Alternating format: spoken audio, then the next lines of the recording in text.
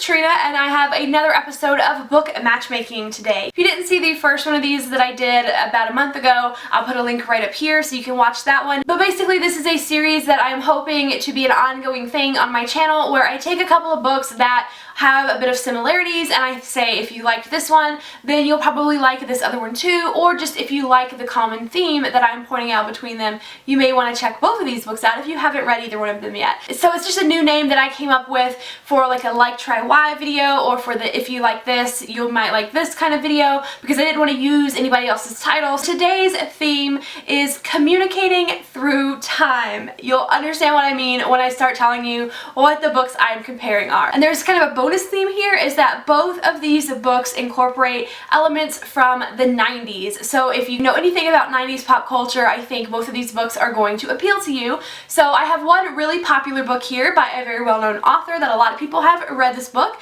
and then I have a book that's not very well known at all. It's very underrated. So hopefully if you've read the popular one, I'll be introducing you to a lesser known book that you'll enjoy too. So the first book here for communicating through time is Landline by Rowell. This is an adult book with our main character Georgie, whose marriage is kind of suffering because she is so dedicated to her job and she's letting her marriage kind of take a back seat. And one day she discovers that she can pick up her old landline telephone and call her husband, but it's her husband in the past. So she starts talking to the past version of her husband from when they first started going out, and she's reconnecting with the guy that she first fell in love with. And those flashbacks where she's talking to her husband in the past when they first met, that was set in the 90s, so that's where the 90s come in on Landline. Now the other book I think you will really enjoy if you liked that about Landline is called The Future of Us, written by J. Asher and Carolyn Mackler. This is a YA book and its primary setting is the 90s, and this is back when internet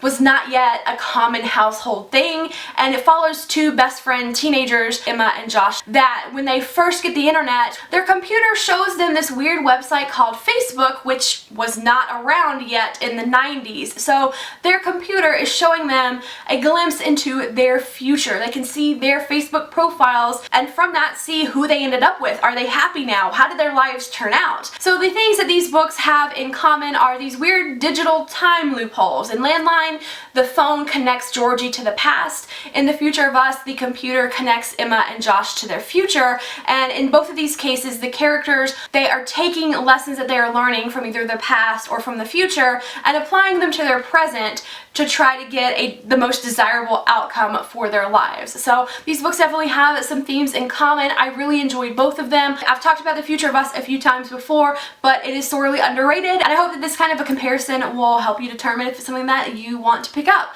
So thank you for watching this book matchmaking. I hope that I've helped you find a book match. If you've read either of these books or want to, let me know your thoughts down below. Thank you so much for watching, and I will see you guys in the comments. Bye!